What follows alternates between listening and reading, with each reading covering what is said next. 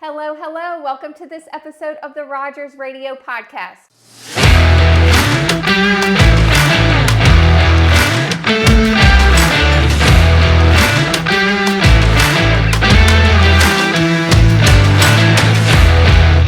I am your host, Alyssa Rogers, and this week is a very cool week because I am sitting across the table from Mr. Wayne Talley. Yes, you! Yay. So exciting. I'm excited to have you here. Good to be here. Yes, Absolutely. because you have been here for the day. So we're wrapping up on an entire day here at Rogers Heating and Cooling.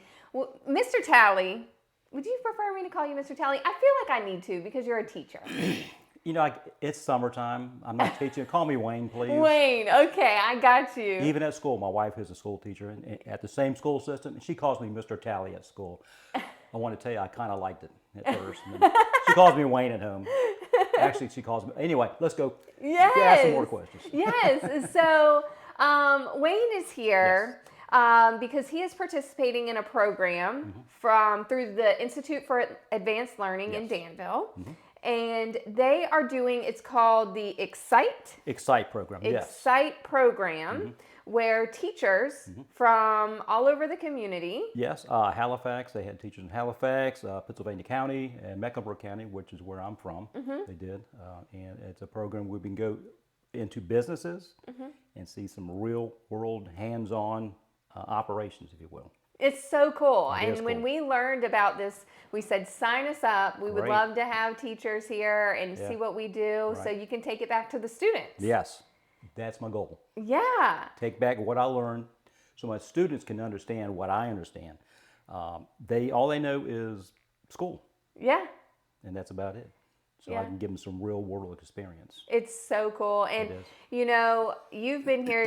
We welcomed you in here this yes, morning. you did. And we took you through a signing day. Yes. And if you're watching, you see Wayne has on the Rogers jersey. He's official. Official. We have sent him out on a service call Yes. with Jamie and taken you on a tour. And we've done a lot of fun things today. We even had you on camera again. Yes, thank you.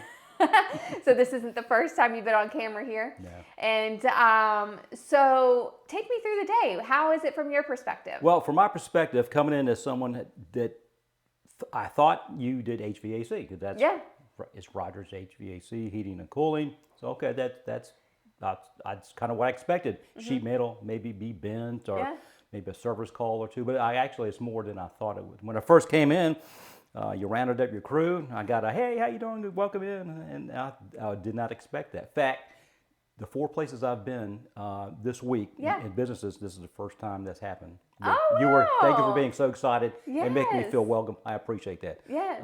That didn't happen anywhere else. Not to put those places down, but it just happened here. Yeah. So I got my welcome. How you doing? I thought I was walking in, maybe they're going to get me to do something that maybe like push a broom or wash a window or something, but it wasn't like that at all. No. It was genuine, and I appreciate that. And that's the word I think I'll probably use the rest of the podcast. It was genuine. Yeah. Even the workers that I met today were seemed genuine and happy to be here. In fact, I just went down to a fast food place and met two of your guys. Okay. And they said, hey, they saw my shirt and said, I said, who are you? I said, I'm the new guy. I said, oh, okay. I think his name was, I want to say Scott.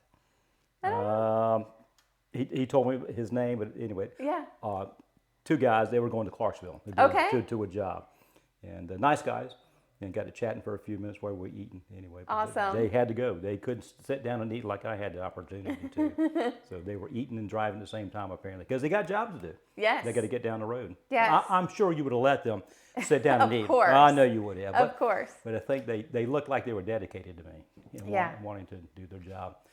So I went and let me tour their facility, and Joey took me around to the warehouse, and I watched the man behind the camera do his thing. Go Kenny! Yeah, with Jamie and JP. And it seems like they did a pretty good job with their work. Yeah. And so that will be on your Facebook page later on. It will. Looking forward to seeing that. Yeah. And they thought they did a great job, and it seems like it looked like one of the guys was really nervous when he did it, but I thought he did a great job. Yeah. And as a teacher, you kind of learn to put your feelings to the side and just do your job.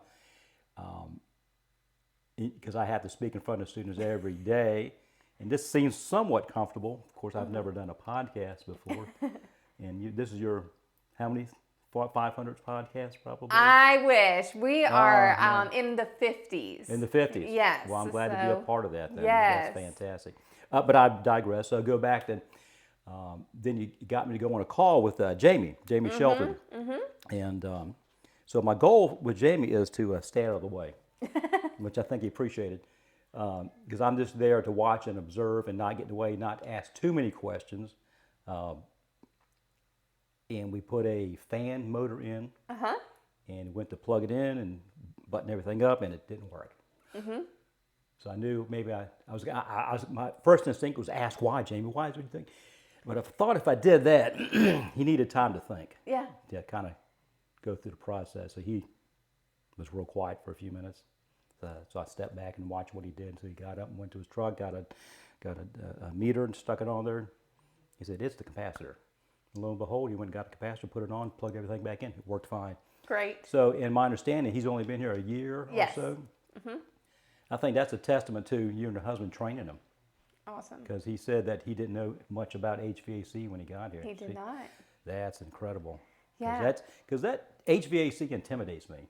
I know how to put I know how to put a window air conditioner in. Yeah. I know how to turn it on. But capacitors and things like that, that's not my skill set. Yeah. When it comes to carpentry. And so I think you really taught him well. Well, he thought through the process. He just checklist and said that's got to be it. Well, we appreciate that. Training is very important here for Yeah. us, and we train every single day here. Right. And I know you being a teacher, let's talk about that. Okay. So tell us about your background and what led you to teaching and what you teach. Well, first I teach in Mecklenburg County, Virginia. I teach carpentry. We have a brand new school, brand new facility that opened up this past year. But the 3 years previous, I was at a Bluestone High School in Virginia and taught carpentry there as well. Before that, I was self-employed. Okay. Running up down the road, I was by myself doing the work, and did that for 15 years. And before that 15 years of working for myself doing remodeling, I taught 2 years high school carpentry. After 2 years, at that time, I said, I'm not going back and teaching again. But look at me now, I'm teaching high school again. So I've been in the remodeling, construction industry probably all my life. I've seen a lot of buildings go up, HVAC systems go in, electricals, plumbing. I think I can do a little bit of everything except HVAC. Hey, now you can do it. You changed the condenser fan motor today. Yeah, it looks simple. Jamie made it look simple, but you know, there's no such thing as simple when it comes to construction or things like that. He just knew what he was doing. Yeah, and he did a great job with it. And so that's my simple story. Well, let's go back even further. Yeah. My dad was a hull technician in the Navy, which means on the ship was out to sea and it broke down. He was the plumber, he was an electrician, he was HVAC guy. If it broke, he fixed it. So cool. He had to, because when you can't order a part off Amazon when you're out at sea. True. You might, well, maybe you can now, but back in the 60s and 70s, you could not. So I grew up in a shop all my life, and have always been inclined to do something mechanical with my hands. Yeah. So it's been fascinating that way, and I've always done it. But now the reason why I'm a teacher, I guess the real reason, I love the hours. I think the hours are wonderful. Yeah. But not only that, it goes deeper than that. I like June, July, and August. Okay, there's a time off. As it goes even deeper than that, let's delve deeper into it. So growing up, my dad took me under his wing and taught me how to use a hammer, how to braise a pipe together, how to sweat a pipe, how to cut things properly, how to do things the right way. And that's what I said, this is cool, Dad. And as I got older, I tried to teach my sons, my two grown sons, that. And they learned that. Now my one son is trying to teach his children that. And so when the opportunity to teach came up, I thought, well, this is my opportunity. Since I can't teach my sons much anymore, they're out on their own now. And I can teach my grandchildren something, but now I can do this every day.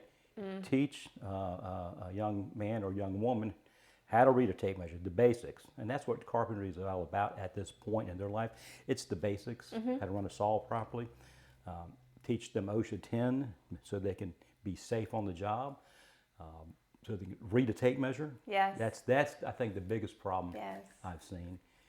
And during the pandemic, I couldn't teach them how to run a saw, or somewhat I could teach them how to read a tape measure, but it's all through Zoom and calls like that.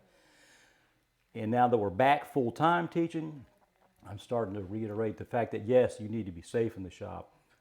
You need to read a tape measure probably, because when you get out here on a job like this, you want to do those things and do them safely. Yeah. If I can teach them before they get out on the job site, at least they have a fighting chance when they get to you. We appreciate that. Yeah, and that's kind of what I'm trying to do. Teach the younger generation some value lessons, not only how to read a tape measure, but how to talk to a customer, how to have a rapport with an employer. Right. That way, they're a valuable member of society and a valuable member of the job they're working at. Well, we appreciate that, and it takes teachers like you to make people great, and it sounds like you're doing that. And you know, so. I hope so. You've always been a teacher, and in your own way, and now you continue to be, and you're also a lifelong learner because you had to apply to be part of this program. Yeah, I did. That's going on, and you've had you've visited many organizations. I did, yes. This is the last one this week. I visited Hitachi, South Boston, Morgan Lumber in Red Oak. Let's see, what else I done. Maybe your competitor. That's okay. Oh, should I say it softly? Awesome. Comfort Systems. You can say it. But everyone so far had a different philosophy. Right. I noticed the culture in all these companies was family, which I think is a great trend. I worked for bosses before. Yep. Bosses tell you, go do this, go do that, go do this, go do something else. But I think from what I've noticed, there's some bosses that I've met at the few companies that I've been to this week, but I think you guys are not bosses, but maybe leaders. Oh, thank you. Which I think is a better way to look at it. Thank you. Because when I started teaching school 4 years ago, I was a boss. Right. Go do this and go do that. And it worked, sort of, kind of.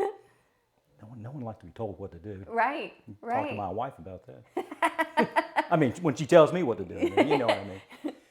So I thought, well, maybe it'd be better to show them what to do. And that way, and kind of, I'm not necessarily a friend, although I will be a friend to my students, but I'm first of all their teacher.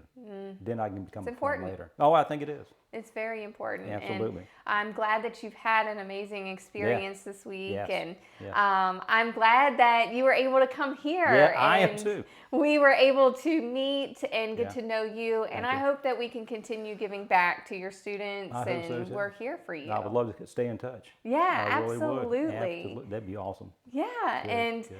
thank you again, Thank you. and thank you to all the listeners here, and thank you to the Institute for Advanced Learning Thank you for and them, Mecklenburg County Schools for allowing this program. This is a huge step in the right direction of getting these students up to speed on what it's like to join the workforce, and especially the trades. We love the trades around here. Absolutely. And thank you for everything that you do for your students Thank you. and for the school system. And we will stay in touch. And everyone listening, thank you for listening to another episode of the Rogers Radio Podcast. I look forward to talking to you next week.